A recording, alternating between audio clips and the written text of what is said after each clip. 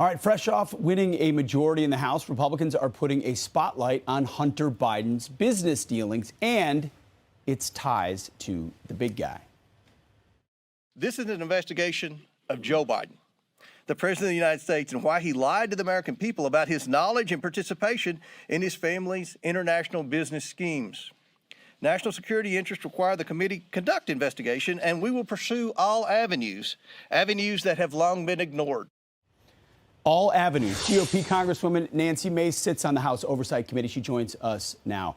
Congresswoman, what does that mean, all avenues? Lay out what this type of oversight could look like. Well, you're going to see investigations by both the Judiciary Committee that Jim Jordan will be chairing and then Jamie Comer's Committee on Oversight, where I sit.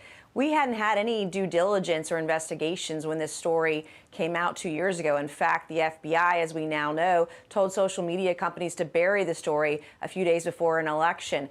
They were aided and abetted by mainstream media that didn't want to cover the story and called Republicans who wanted to investigate it conspiracy theorists. Come to find out, the story was true. So it is up to us to be a check and balance on the presidency, on the White House, and the administration. And this is one of those avenues to be that check and balance, is starting this investigation as soon as Republicans are in the majority and were sworn in January. So who might you call when it comes to that investigation? I mean, what are we looking at as far as witnesses?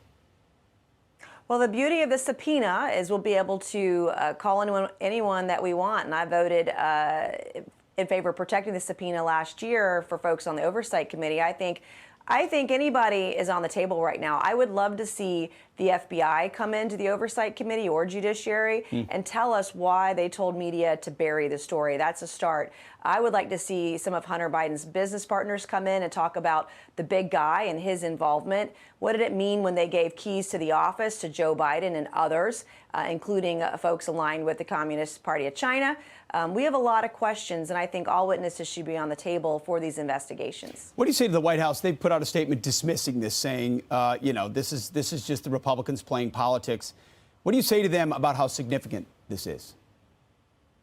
Well, the Oversight Committee and Judiciary, these are serious committees. We're going to follow the facts because there was no investigation, there was no due diligence, and it's part of our role in Congress to be a check and balance on other agencies and on the rest of government, and we ought to do that.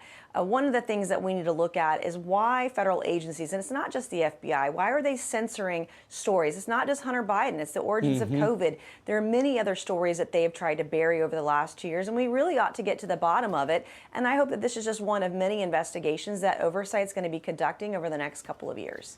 One of many, and an opportunity to also force the FBI to fess up about what they've been doing, not just on this story of Hunter Biden, but across the board. Congresswoman Nancy